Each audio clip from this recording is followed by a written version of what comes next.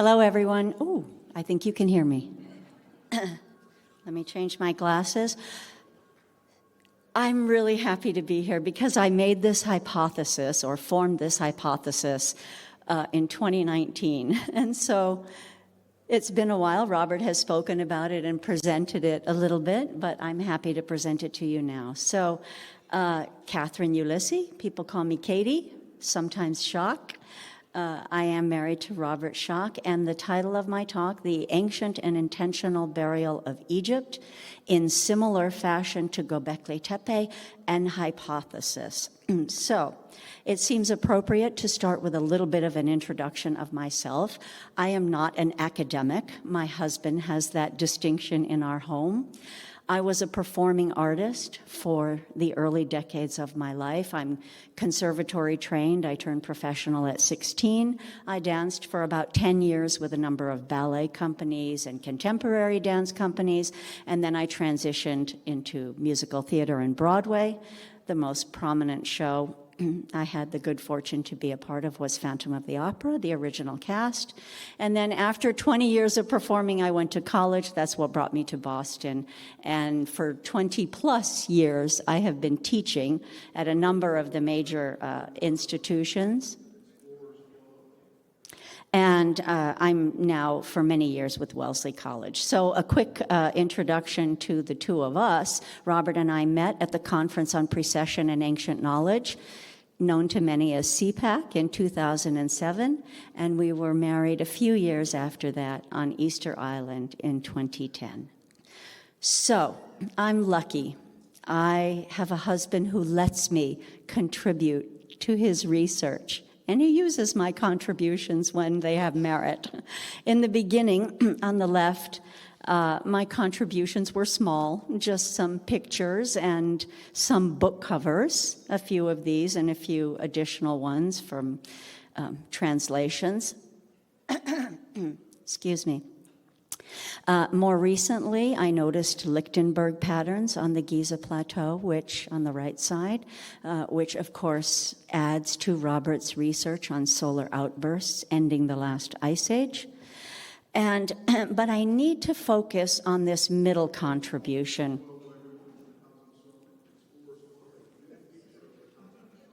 I'm sorry. Is somebody trying to tell me something? Okay, I'll continue. I don't have good ears, so I thought somebody was trying to tell me something. So I have to focus for a minute on this middle contribution because it's significant and because it is what shifted my husband's attention toward the sun as the cause of the end of the Ice Age, and also because this is going to come with us as a kind of a side story. So I connected Easter Island's Rongo Rongo script to the work of America's preeminent plasma physicist, Dr. Anthony Peratt, and his work on global plasma petroglyphs. So what does that mean? That's a big statement. If you're like me, I didn't know anything about plasma when I started this journey, but I will explain it for you in simple terms as I have come to understand it, because there may be some of you in the audience like me. So, our star is a big ball of plasma, right? And Dr. Peratt, preeminent plasma physicist, was studying our star. Hydrogen is the most abundant element in our star. There's hydrogen, helium, all the elements can be traced back to our sun, our star. But let's take hydrogen. Let's take hydrogen because it's simple. A proton and an electron. In the heat of a star, the proton becomes separated from the electron, stripped, charged, ionized is the more scientific term. And that is plasma. So when the sun ejects its particles, it's ejecting plasma. And we perceive that as the aurora borealis, and it gets very strong when we have more major eruptions like CMEs or micronovas. Okay, so let's get to Dr. Peratt. in studying plasma in the laboratory, Dr. Peratt noticed that plasma takes on unique and diagnostic shapes. So he describes an x-axis, a y-axis, and a z-pinch. Plasma likes to travel in columns, and that z-pinch starts creating plasmoids, and you see them as sort of cascading cylindrical shapes, which then morph into more conical shapes, which the glowing particles then start to create these shapes. The classic squatter man with the dots on their sides, right? My husband talked about this in his talk last night. Giant googly eyes, stick figure men with birds' heads. This is a plasma physicist describing these shapes that plasma takes as studied in the laboratory. Then he noticed, incredibly, that in his New Mexico neighborhood, he noticed these shapes on ancient rock art. He then expanded his research globally and determined that these shapes can be seen in more than 130 countries, suggesting to him that Earth experienced a massive solar outburst, and the plasma, the ionized particles, were seen in the sky like the aurora borealis on steroids. So Earth experienced a solar event. So shortly after Robert and I got back from Easter Island, I noticed that Easter Island's Rongo glyphs match Dr. Peratt's work. And that's sort of, this is 2010, so this began 15 years of Robert starting to study the sun. Okay, so in the lab, in Los Alamos and globally. And now we have the Rongo amplifying that. Oh, and by the way, shortly after Robert published on this, we received an email from a member of Dr. Peratt's team confirming that in their assessment, it too, they thought that it was a plasma script.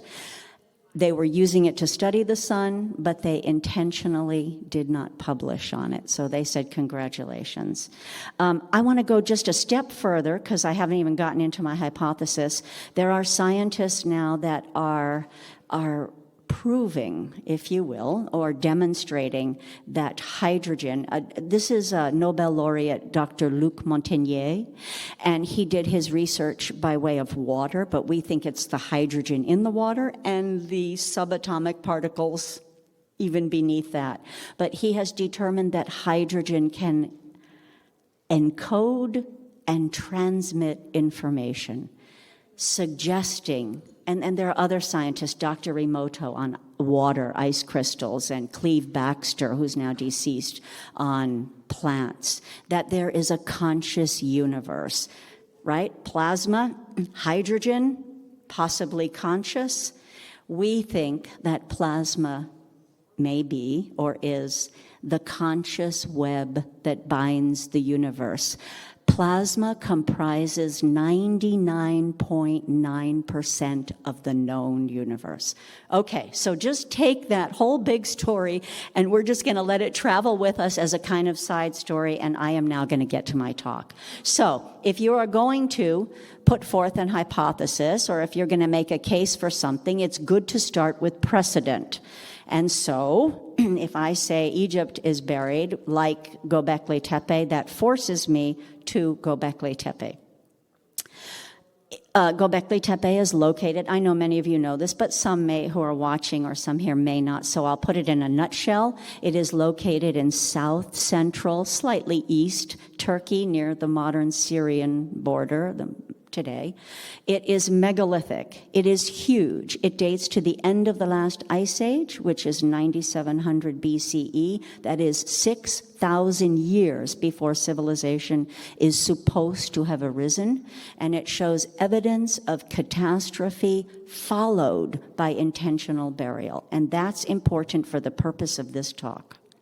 So, the lead archaeologist was Dr. Klaus Schmidt. Sadly, he passed away a few years ago. Robert and I was there as well, but Robert spoke with him on site. He was with the German Archaeological Institute. He began excavating in the mid-1990s. It is now many years later, determined to be a UNESCO World Heritage Site, and this is its UNESCO awning.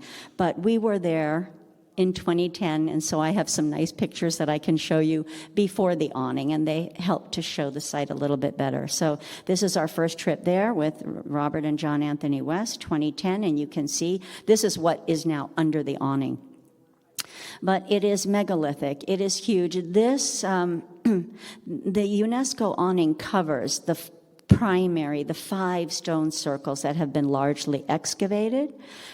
But they have identified, using geophysical methods, they have identified more than 20 stone circles. So the site is huge. It's a complex. We're not cherry-picking a little stone. This is a picture, just to give you a sense, an aerial picture. I just took, it was a photograph in the museum at IRFA, and I took a picture of it. So when I say evidence of catastrophe followed by intentional burial, not only the site itself expresses this. The central pillar here, and this is enclosure C, you can see it was broken in half. It was re-erected, repositioned. This was done in ancient times, not by modern archaeologists. If you look to the back left, you'll see that pillar, which was broken clearly. Somebody a long time ago, right, because its burial was the end of the Ice Age, somebody put that pillar there, stuck some stones underneath it, as if to say, this one goes here, packed in those secondary rock walls. Those are not primary. Those are secondary to position everything so it doesn't fall over, so that when you cover the entire site, creating a literal artificial mountain, those things don't move. You are packing the site. Excuse me. Again, here you see the beautiful carvings on the beautifully finished pillar, and you see the rock positioning those pillars, and then rubble and fill, small fill went over the entire site. Here in the back, Robert showed this last night, but it's such a spectacular picture, I'm going to show it again. Look at the back center there, and you see the piece, and you see the slabs underneath it. Somebody said a long time ago, quick, put it here, stick the top on, position everything, and cover it over, such that we have a literal mountain. And it is the fill that allows for the dating. So Robert spoke directly with Dr. Schmidt, and in the fill are little microstalactites and microstalagmites, and they have carbon, and that can be dated. That and animal remains and many other things that could be tested within the fill give competent dating. So in a nutshell, the archaeological conclusion, the site was intentionally buried, and I'm going to add following some kind of catastrophe, at the end of the last ice age, 6,000 years before civilization is supposed to have arisen. Okay, that's where I start. It's important to know that this is a new thing in archaeology, intentional burial. It's paradigm changing. And it does not stand alone anymore, because Karahan Tepe, as identified by the archaeologists there, was also intentionally buried. And this place, Karahan Tepe, looks positively primordial, like animal creatures coming out. It's going to remind me of something a little later in my talk. I may reference it. But, you know, it's if you look at the bottom right, it has been cleared. Sections of it have been cleared. But if you look to the back, there is its burial. All the rubble, all the rock, everything that was used, the fill has been cleared away from the foreground of the image, but not the background. So we've got 2 sites now.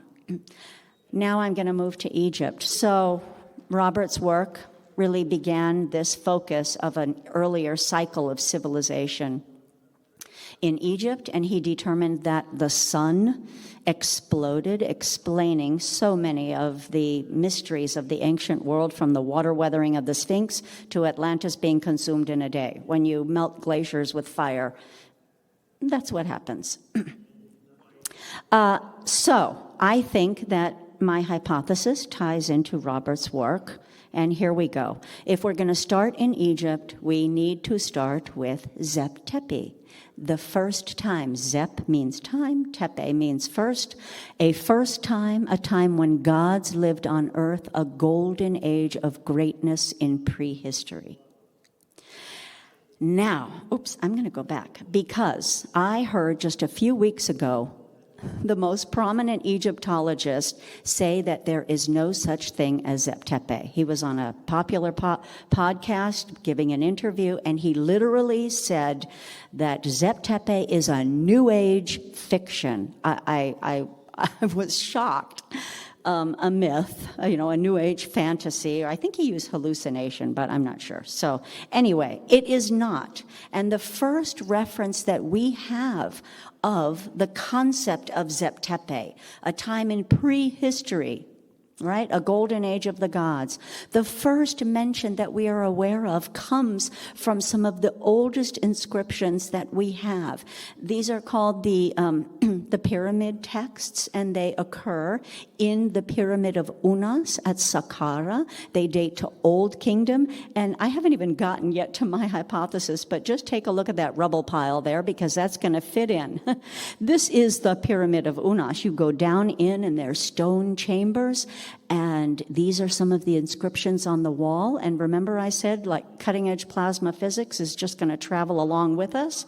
Well, here we go. Googly eyes, cascading cylindrical shapes all over the walls. If you look at the upper bar, it's the zigzag of electricity, and I just leave that off to the side. Okay, so the pyramid texts are the first mention of Zep Tepi, but we have other mentions through history of the concept of Zep Tepi. Diodoro Siculo, which translates to Diodoro of Sicily. He's a first-century Greek historian. He wrote the comprehensive Bibliotheca Historica, the universal history, 40 books. 15 have survived intact. And I am going to quote, because about Zep Tepi, he writes, some of them, he's referring now to the priests of Egypt, some of them give the story that at first, gods and heroes ruled Egypt for a little less than 18,000 years, the last of the gods to rule being Horus, the son of Isis, and mortals have been kings over their country, they say, for a little less than 5,000 years. So there's another mention of, in history, of Zep Tepi. And remember, he's Greek. And a lot of what we have pieced together now, which sort of comprises our understanding of ancient Egypt, comes to us from the Greeks. And you can pinpoint a lot of it. Manetho, an Egyptian priest, but he lived during Ptolemaic times, and he is the one who gives us the concepts of dynasties, dynastic rule, right? Families. So much of what we know really has been pieced together, I think, from the Greeks. Okay, so we have many mentions of Zep Tepi, but I'm going to move on. I'm taking Zep Tepi. Even Robert's work suggests there was somebody carved the Sphinx in prehistory. Okay, and that was a monumental undertaking. So to Egypt, we're going to go up the Nile, down the Nile, Old Kingdom, New Kingdom, Ptolemaic. My hypothesis seems to fit.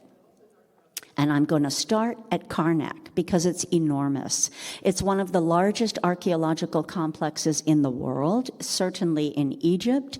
It spans 200 acres and about 2,000 years. It is not attributed to one pharaoh, but rather many pharaohs through the ages, with certain sections being attributed to certain pharaohs. But I want to give you this overview. I want to explain here these in the lower front. These are called pylons. It's sort of a grand precessional megalithic stone entryway to the complex. And then you have what's called the hypostyle hall. Those are gargantuan pillars which hold up gargantuan megalithic lintels. You have a sacred lake. You have little temples off to the side. But look in the, you have in front of the pylons, you have the iconic ram-headed sphinxes. But look here on the sides of the pylons, you have what I am going to argue it's described as a perimeter wall, but it's mud bricks. All of the brown that you still see in this archival image on display at the Welcome Center of Karnak, this brown is mud bricks, which blanketed the site. And these walls, right, I'm going to argue that they are a wall by default, not by design, that the mud bricks have been cleared from Karnak through the ages, leaving by default a perimeter, okay? So just sort of keep this aerial view of Karnak in mind, and let's go look at some of the tremendous architecture of Karnak. So as I said, it spans 200 acres. Its construction spans 2,000 years, from 2055 BC to the early years AD, the first century AD. The primary pharaohs are Seti I, Hatshepsut, the female pharaoh, Thutmose III, and Ramesses II. It is dedicated to the highest god Amun-Ra, which translates to the hidden one. Ra, the sun, Amun, air, the air of the sun, the solar wind, plasma. Okay, so I'll just leave you with that little morsel and take a look here for scale, the little tiny people on the bottom of the picture on the right, and the monumental, the breathtaking architecture of Egypt. So here you see some of the ram-headed sphinxes, and look behind them. There is that massive, monstrous mud brick wall, and there are mud bricks everywhere at Karnak. So Robert was leading a tour, and here we are in the Welcome Center, and they have this lovely diorama. And look what they made of that mud brick wall. They made it look like a very competent, very designed, right-angled wall. Well, I would argue that if the builders wanted a wall, they could make a stone one, not mud bricks.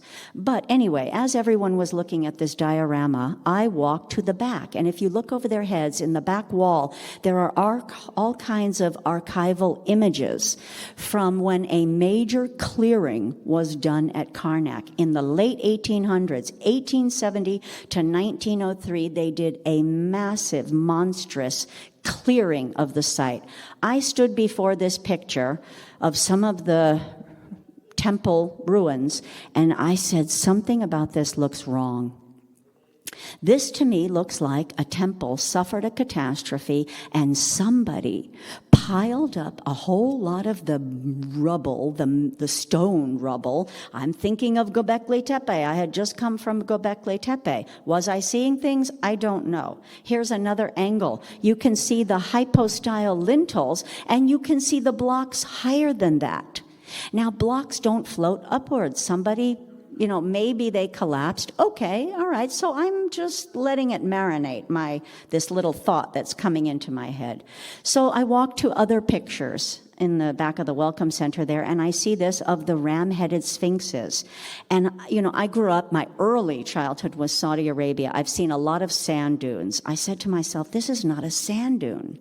Something is piled to monstrous heights above the heads of the rams. So I went closer. These are not doctored photos. I just went up there and I took a picture, and I took one section here and I blow it up for you, and what have you got piled above the heads of the ram-headed sphinxes?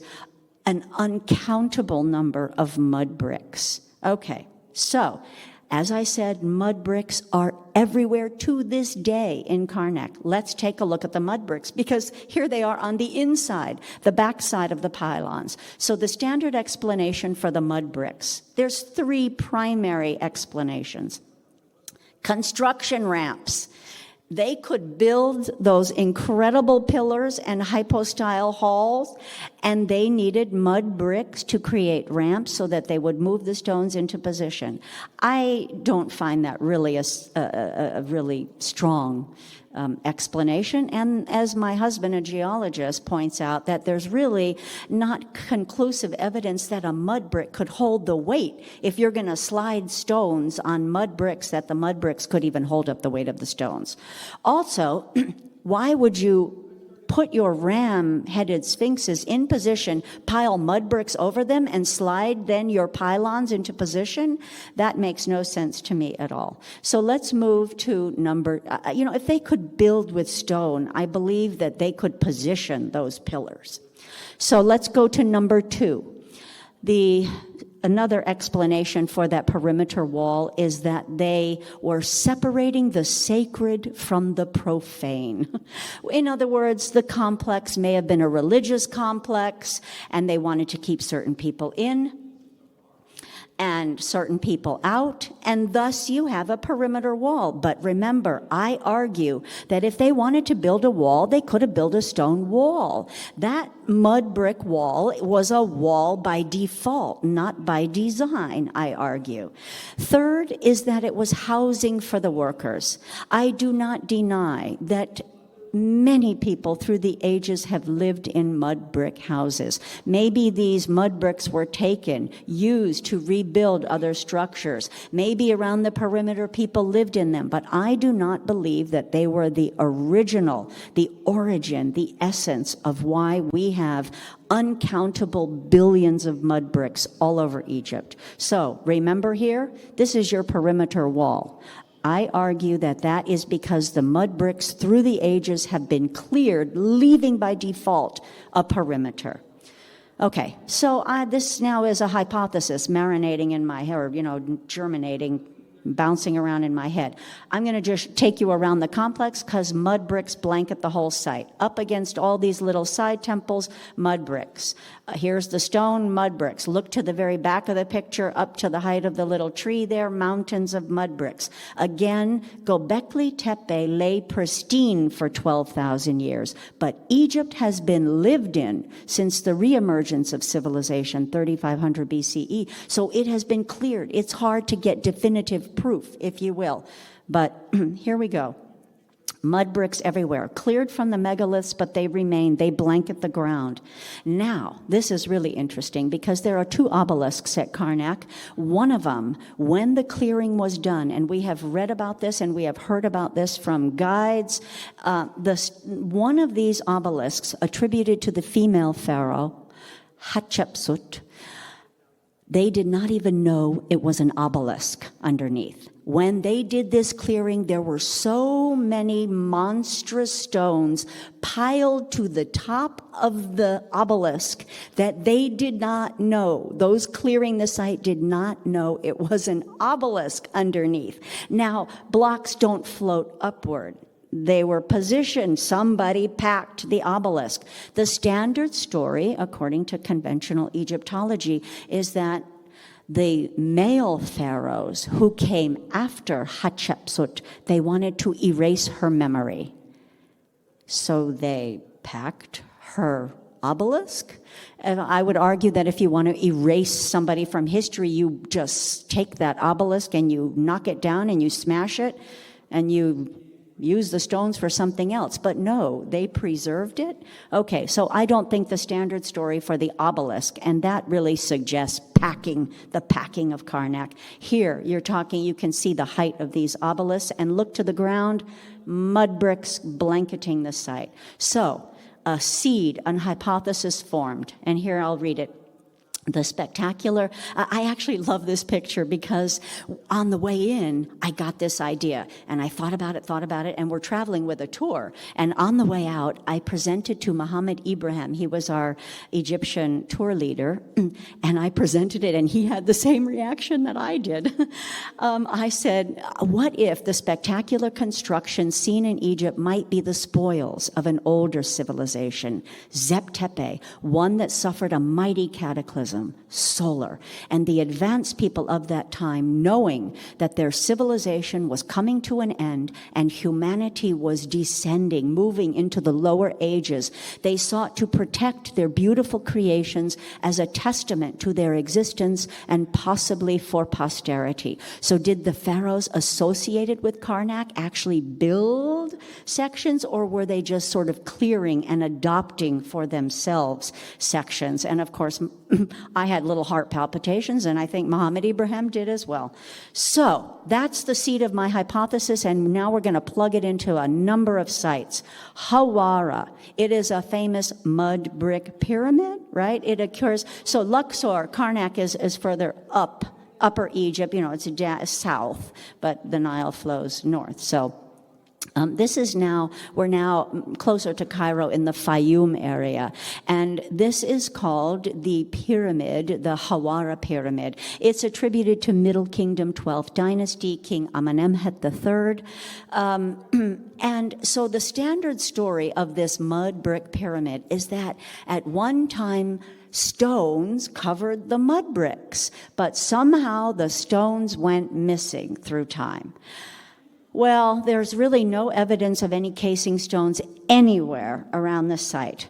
And when you go closer and you look, you have a monstrous mountain of mud bricks covering megaliths, suggesting to me, again, somebody packed something precious. Now, this is the entryway here, this megalithic sort of entryway. You can't get in it because it's flooding, and I will explain why in a second. Robert first traveled there in 2012 with an NBC film crew and news anchor Lester Holt, and he had the great good fortune to climb the pyramid, and there are no casing stones. There are no stones whatsoever to say that this at one time had stones on it. It is a mountain of mud bricks. And when you look out, you can see that they have diverted the Nile for agriculture, and so that is what is causing the flooding of the site. But I think those megaliths those mud bricks protect something precious, and history tells us that that may be the case as well. So Herodotus, 5th century historian, the father of history, describes at Hawara, pardon me, I'm just getting over being run down a little bit from a long trip. Excuse me. Herodotus describes at Hawara a magnificent labyrinth in Egypt containing 2,000 rooms on 2 levels that existed at this site. We have Pliny the Elder, also a little bit later, 1st century Common Era. He relates that the Egyptian labyrinth at Hawara was already 3,600 years old in his time. That already places it into prehistory. Okay, so when you look out at the site, it looks like an egg carton of sand, suggesting there is something underneath there. The most prominent Egyptologist said there's nothing there. Well, there is, because you can see it all over the ground, and you just look, and there's areas where the sand is caving in, and there's something underneath. So I believe that Hawara fits my hypothesis, that we are looking at mud brick packing of something older, megalithic, and precious. I'm going to travel on because I have to. I only have an hour, and I have a lot of sites to share with you. So Esna, dedicated to the ram-headed god Khnum. He is a god of Zep Tepi, a god of creation. He's actually the potter who created men and all creatures from the earth, right? From the clay. That kind of reminded me of that Karahan Tepe. Remember I said it looked positively primordial? At any rate, it's not necessary for this talk. So this temple, the Temple of Esna, it's a new kingdom. The foundations were apparently laid during the reign of King Thutmose III, but now again they say the primary construction is Ptolemaic. A lot of these temples they say Ptolemaic, but again that's Greek, and I'm arguing that they all go back. So what's interesting, let me go back. What's interesting about this temple is that it sits far below ground level. You can see on the perimeter of the image, the city has arisen around it. And so to get down to the temple, you descend this incredible staircase. And if you look closely, you will see mud bricks all around the temple's enclosure. Here's another view. You see broken pieces of the temple or what was once here all over the place. And this is just some of the iconography. Khnum and his consort Menhit, or Menhit. And so I'm going to take you inside. I will say just some more of the beautiful reliefs on the walls, but I'm going to start with these pillars, and I just want to say that the temple, since this picture was taken, has been cleaned, and the colors are now beautiful and vibrant.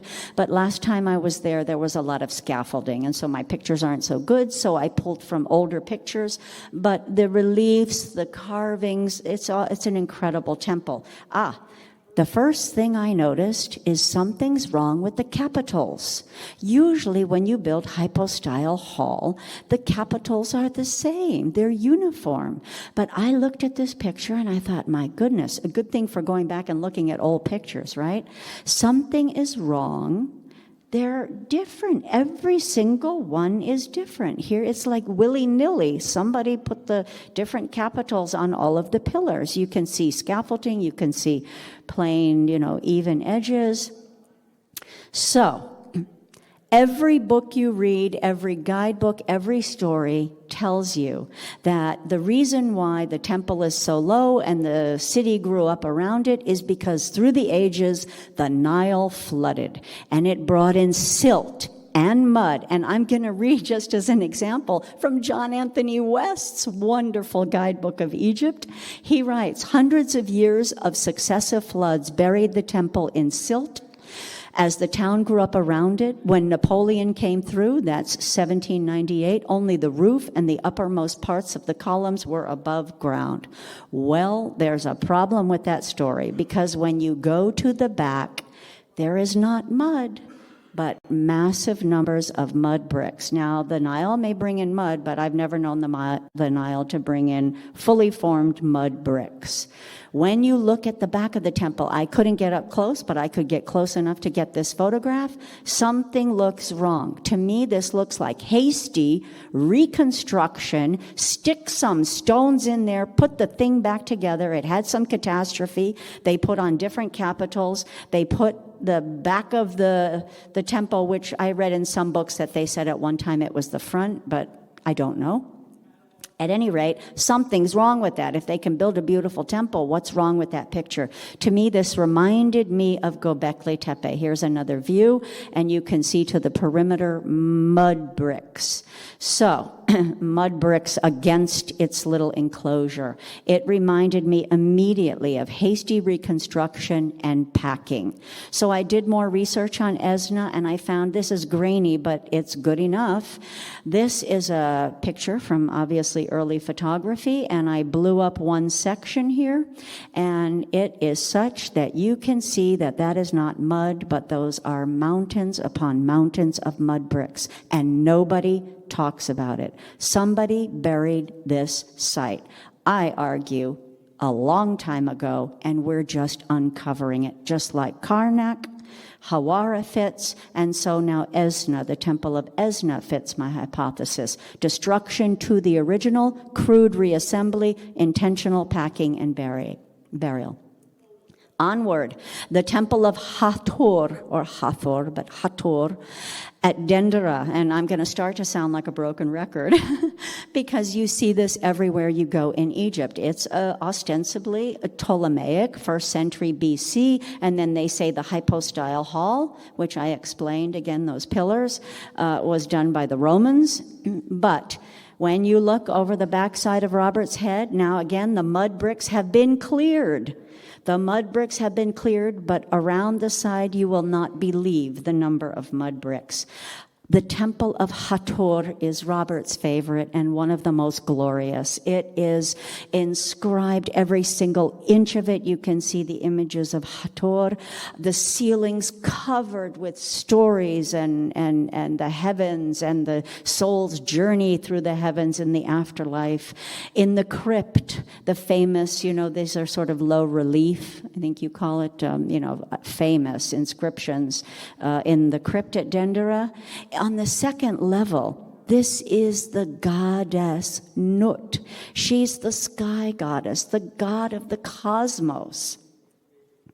She renews the sun every day. She swallows the sun at night, gives birth to it again, and so our days go. She's the goddess of the sky, but look at her, because all over her, the ancients somehow knew that the goddess of the cosmos, she has got plasma configurations as identified by a plasma physicist. Remember I said the plasmoids morph into conical shapes? All over her body, zigzag of electricity. From her womb comes the conical shapes of electrically charged particles, plasma. 99% of the known universe. There are sunlight shafts at this temple, and they too seem to have that iconography on it. So again, I say just let that little, cutting-edge plasma physics and the oldest temples in Egypt, or that we have really in the world in some cases, they're sort of going hand in hand here. They are now archaeologists, or who knows who, lifting up some of the base, the floor blocks at Dendera, and underneath it you see broken pieces. If they're going to build a temple and they can do this kind of construction, why are there broken pieces all over the base?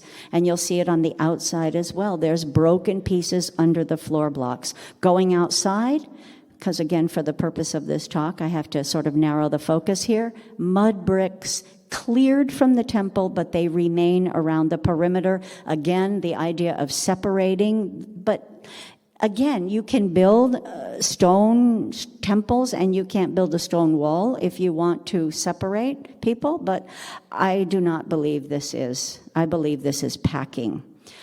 So you can see it here. Oh, wait a second. Yes, in two images. So again, the megaliths off to the side, a little temple off to the side. The mud bricks have been cleared, and the mud bricks remain. And when I say mountains of mud bricks, this is what I mean. The undertaking for this alone, the mass production of this alone should be in history books.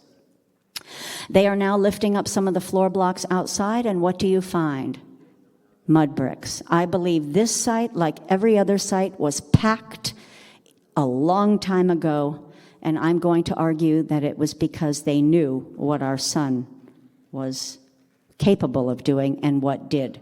So, leaving the temple, I turned around and took a picture. You can see the mountains to the side. Dendera fits our hypothesis. Moving on to the Temple of Horus at Edfu, and it is the same story. You cannot even approach this book in stone, ostensibly Ptolemaic, but you cannot even approach this temple without going through a maze of mud bricks. In fact, the archaeologists are now refurbishing the ancient mud bricks, and this is what I mean. You walk in through just a corridor of mud bricks. There you can see the modern reconstructions and the older mud bricks, and this is what I mean. It is higher than the temple. I don't think this is housing for the workers. I don't think it's a ramp. I think they packed the site.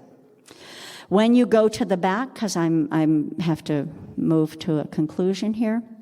I still have 20 minutes. I need them. So, like everywhere, this is what you see in Egypt. And on the bottom image, you can see low along the gravel there's sort of like a big stone wall, and then there's like a little hole in it. So I did a blow up of that area, and this is what I mean when I say mountains. I don't think that was housing for the workers. I think they packed the site for posterity. And here's just another image. So, the Temple of Ombo, you see the same thing. It's beautifully illuminated, so people visit it at night, but we had the good fortune on one trip to see it during the daytime, and what do you have? The same story. The capitals are different. If you're going to build a temple beautifully, how did these are different, scalloped. So I think that this was a re-erection of an older temple, and again, packed right up against the beautiful temple are mountains upon mountains extending as far as the eye can see of mud bricks. And here's some closer images. I can go back so you can get a closer look. Flush with the temple. If you want to have housing and you're going to do mud bricks, you would probably even separate it a little bit. But at all these sites, you see these covering, blanketing. In fact, here is what I mean by blanketing. This is just off to the side. And now this is sort of nice gravel put down so the tourists can walk, but archaeologists are beginning to look underneath, and what have they found? Blanketing underneath mud bricks. And here is just a side view. You can see that new little excavation area, and you can see the mountains of mud bricks in the back. Here's some of the iconography. Komombo is the crocodile, dedicated to Sobek and to Horus, the crocodile god. These are, again, sort of the gods of Zep Tepi, the creator gods. And here you go. There's the mud bricks blanketing the site. It's the same story. I think this is the last temple I'm going to look at. It's the Seti I temple. It's ostensibly New Kingdom. It's dedicated to the god Osiris. You approach it, the same thing. Rubble everywhere. The temple has been cleared. Rubble and then mud bricks. But I want to show you inside. You've got what seem like broken pillars put back together. You've got bird-headed men all over the walls. You've got the Ra scepter. Remember Dr. Peratt's bird on a stick suggesting electromagnetic energy or plasma? It's all over. The bird-headed man is all over the ancient world. But I want to draw your attention to this site because out back, much lower, suggesting greater age, is the Osirion. It's believed to be the cenotaph for Seti I, sort of to honor him, but it's also ostensible. It's also, according to the Isis and the Osiris and Isis and Set story, it's supposedly the resting place of the head of Osiris. Again, we're talking Zep Tepi. And it is incredible. The only other place in Egypt where you see these massive blocks uninscribed are the Valley Temple up by the Sphinx on the Giza Plateau. When you go around to the back to enter down below, what do you see? I said I was going to sound a little bit like a broken record, but nobody talks about this, so let's talk about it. That's my feeling, because somebody packed this site. Rubble and mud bricks. We don't have to talk too much. It's incredible. The blocks are enormous. To do this alone, how did they do this? How did they quarry? How did they position? How did they move? It suggests to me a time of the gods when capability, a golden age, when people could do things that maybe we can't do today or we're just learning to do and learning about. Okay, so just a tiny bit, you see these incredible right angle pillars underneath, and this is supposedly where the earliest expression of the flower of life occurs, but that to me looks like more recent graffiti anyway, but it's still the oldest reference we have of the flower of life. So the Osirion and the Seti I temple fit my hypothesis too, I believe. And here's just some other images. Our hypothesis, packed for posterity in ancient times. This is like instant, one slide. We're now going to go back up to Old Kingdom. Preceding the Giza pyramids, you have the red pyramid and the bent pyramid attributed to Sneferu, Old Kingdom. When you walk around to the back side of the bent pyramid, you see this little temple, they call it, packed against it mud bricks. Why? Unless there's another story. The red pyramid, again, Sneferu, Old Kingdom. It was actually Doug Kenyon who mentioned this to Robert. He noticed that the entire red pyramid is a stone superstructure on top of older blocks. You can see the line of demarcation. Okay, and the outside just looks like it's crumbling to dust and sadly blowing away with the wind. I won't even get into Elephantine Island, but I will tell you that it too fits my hypothesis. It doesn't even look like they've started to clear it, really. It's covered in mud bricks, and Robert is standing there on top of these megaliths, which are on top of broken pieces of pillars. Somebody is packing ancient Egypt.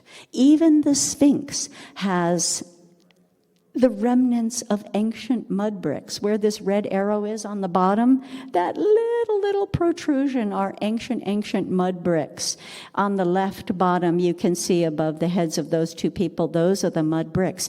And if you remember, I think Robert spoke about in his talk that Khufu, who precedes Khafra, went to visit the Sphinx struck by a thunderbolt. As Dr. Peratt explains, plasma likes to travel in columns.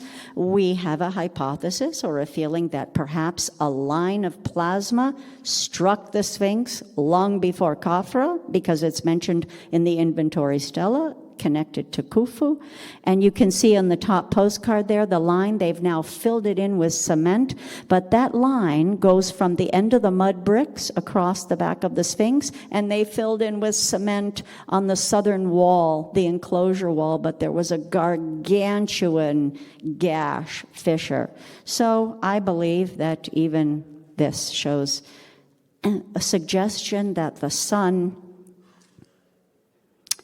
caused some damage to some megaliths a long time ago.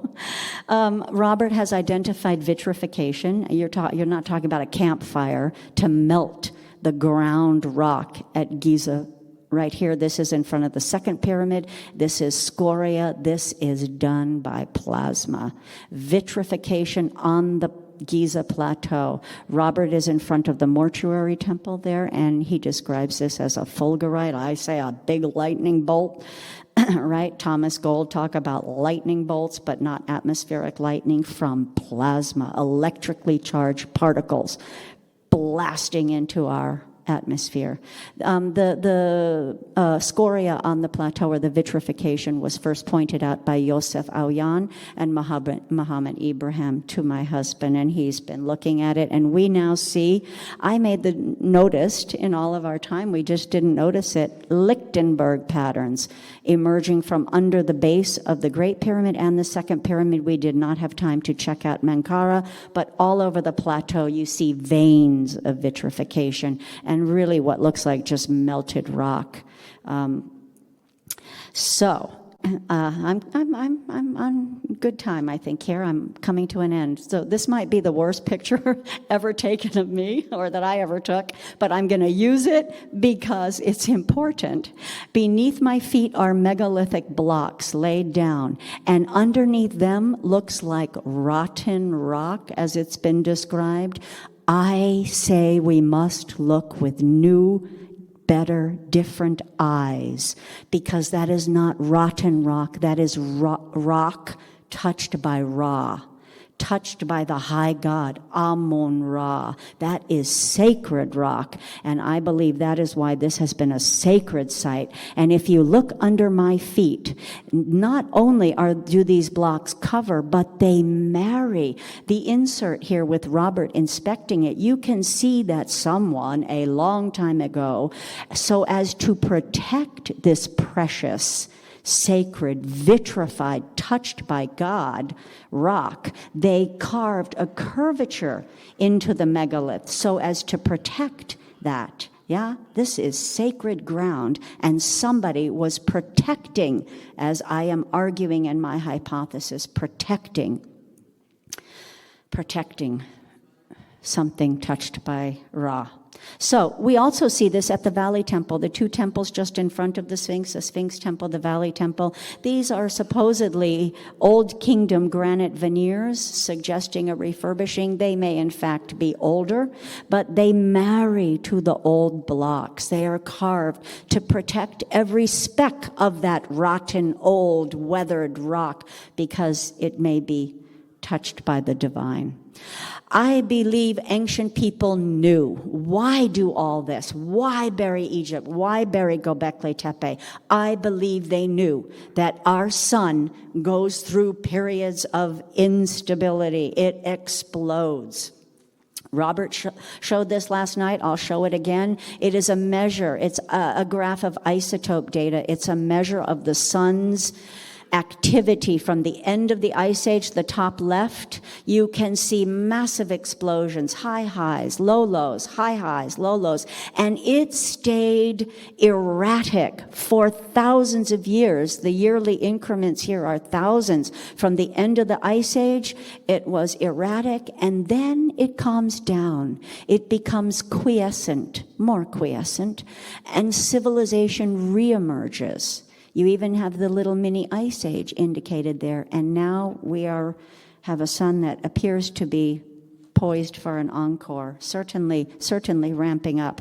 We speculate, we think it might have to do, why this recurring catastrophe? Plato talks about it. Why recurring catastrophe? It may be our sun's journey through the Milky Way. Again, I don't know definitively, but I'm going to put this out here because if our galaxy, and I'll just read here so you don't have to fight with my sound and the text. If our galaxy is a giant plasma torus, right? When the particles come together, they spin. That's what creates the rotation in a plasma torus.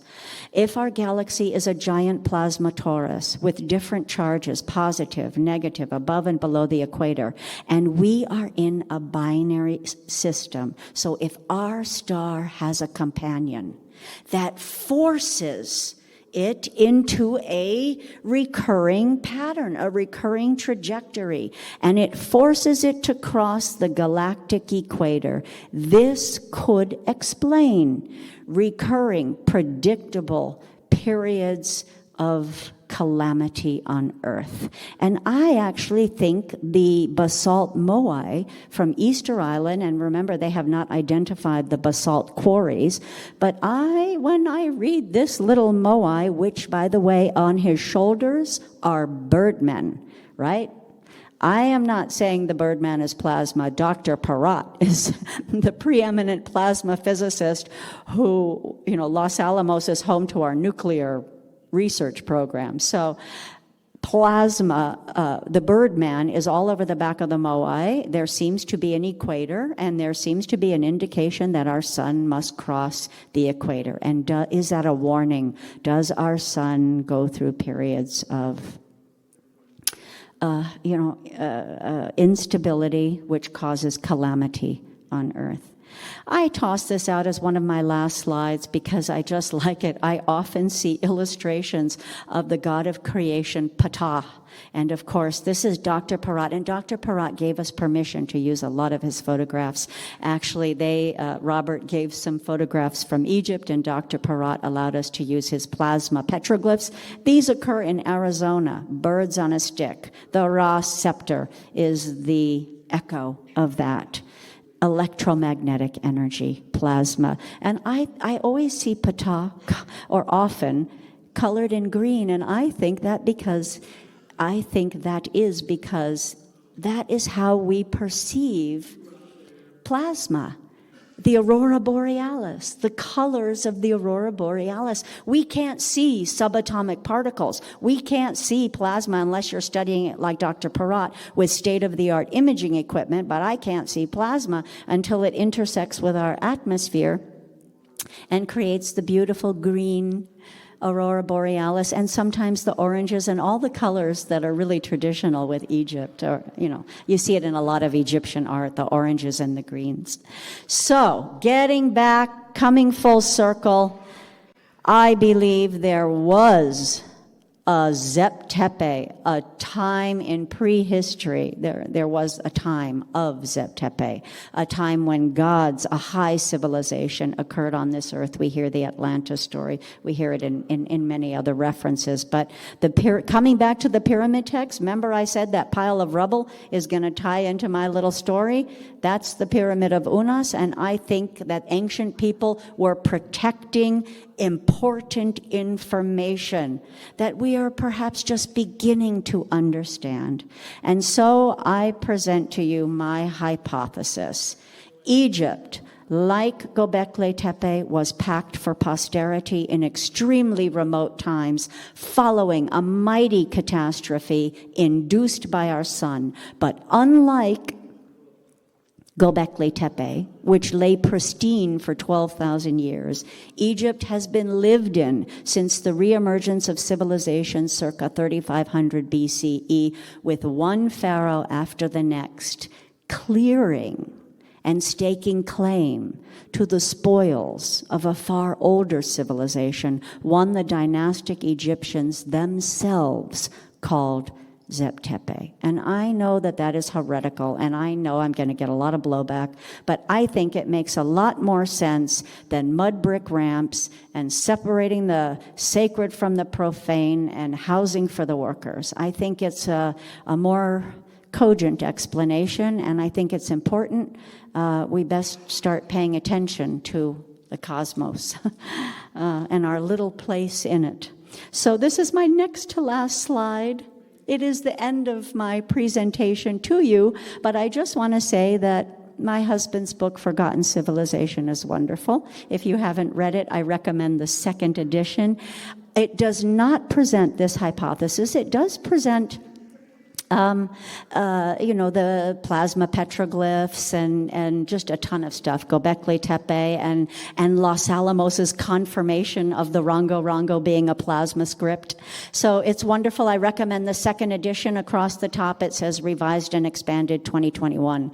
Our website has so much, so you don't have to buy a book if you don't want to. And if you have young people in your lives and you'd love to share with them your passion for the ancient mysteries, I wrote, with Robert's help and the help of a friend of ours who's an illustrator, Lisa Perkins, we wrote a children's book inspired by Robert's research and the water. It presents all the mysteries of the Sphinx that are not discussed in the general education of the monument. So it weaves together a story that presents the mysteries of the Sphinx.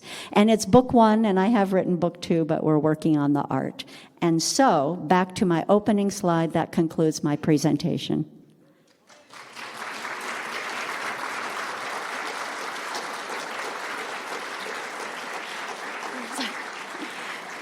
Now I can see you. I was looking with my readers. Okay, my super readers. All right, I'm done, and I did it in 57 minutes. So, and I didn't know how I was going to do that, because it's kind of a big talk, I think. But does anybody have any questions for me? Do I have a minute? Should I ask that or not?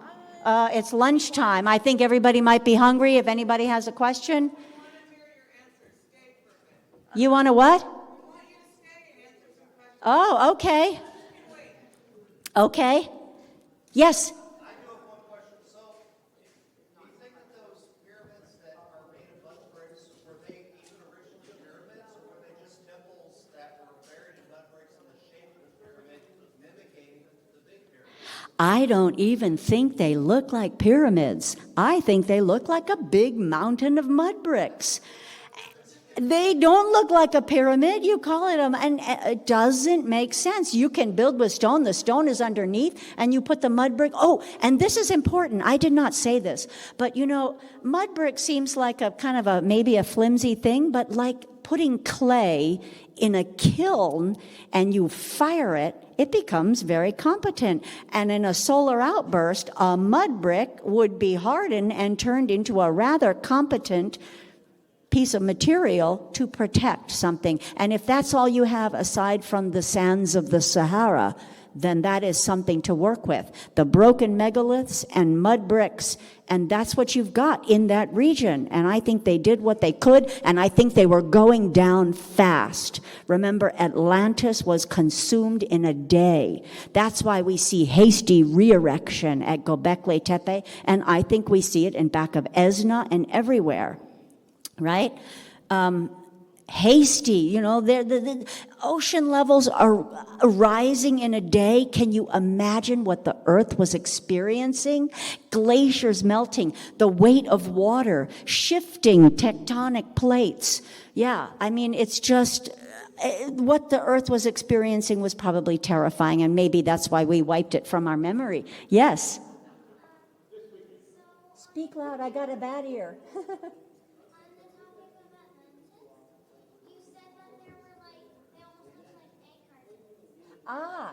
Yes, at Hawara. So, when sand blows in, I've seen a lot of sand dunes. I grew up in Arabia when I was very young. And a sand dune, they move, but they sort of have a smooth top. When you look at the terrain around Hawara, it's not smooth like the sands of the Sahara blowing in. It looks like an egg carton, suggesting, I just use that term, but it suggests that maybe something. Well, they do believe, and historians, as I pointed out, I don't know if it's Atlantis, but it is the site of the fabled and enormous and incredibly sophisticated and incredibly old labyrinth, a labyrinth of thousands of rooms and multiple layers and megaliths, and that suggests that somebody, to me, was protecting something much older and precious, important to save for posterity. Yes.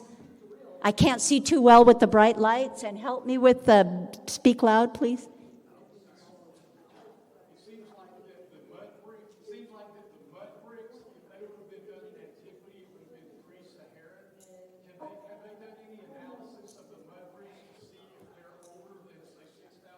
Not to my knowledge. And I also know, too, that they don't really like older dates, so I don't know. Robert, would love to get in and test some mud bricks. But I do not know, but I understand what you're saying. And I do believe, that's why I put all this burial back right away, before perhaps the sands of the Sahara set in, and you could make mud bricks with straw, but still along the banks of the Nile you see just a lot of grass and such. I believe that you could use material to add to a mud brick. But no, not that I know of any dating. Yes?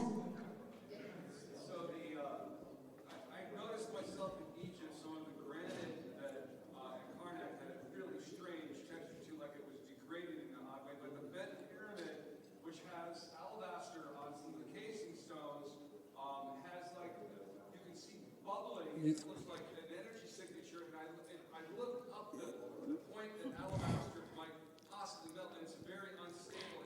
There's not an actual answer to that, so it would make sense that certain points would bubble other than, and so this puts so much together for me. I think you are so right on with this. Thank you. Thank you. I agree with you 100%. You look at what is left of the stones on the bent pyramid and so many other places, and they look positively bubbled, dripping, melted, and recongealed, turning now to dust and blowing away. And actually, even more than that, it's interesting because, right, there's patches. Let me, I gotta go. Everybody, but do you want to stay or? The bent pyramid, I'll show you what I mean about the bent pyramid. Let me just go here because it's right at the end. The bent pyramid, the bent pyramid. Okay, see where there's casing stones missing? When you get up close and you look right next to the area where they disappear, where they've been, I think, incinerated, literally blown off from a plasma event, you can see the bubbles. So the bubbles are right near the perimeter of the areas where all the casing stones have gone missing, suggesting to me that plasma did it. And you see the edges where it maybe wasn't so hot, so intense, but where it was intense, the stones have gone missing. And I kind of think that the Giza pyramids suffered the same. All the casing stones, I think they were blown off by a solar event too. And I think the pyramids go back too. But, it's hard. Look, Robert's been arguing with empirical data for an older date for the Sphinx. And he's been at it for 35 years. The poor man has withstood punching from right and left and up and down. And, he still can't get anybody to acknowledge, even with Göbekli Tepe. They just say, oh, what's Göbekli Tepe? But Gobekli Tepe cannot be dismissed. And thank God Dr. Klaus Schmidt did not run away from those dates. He stuck to them. I wish they hadn't tried to put them into a hunter and gatherer scenario, because I think we are looking not at what we think. I think the hunters and gatherers are from the period that Robert calls Siddha, right? From we descended into a dark age, and then we start again with a forgotten history. So I'm happy that you like that. Thank you for that question. Thank you. I think it's time for lunch. Let's go eat. Yay. Okay, thank you so much. Oh, you're welcome. Thank you.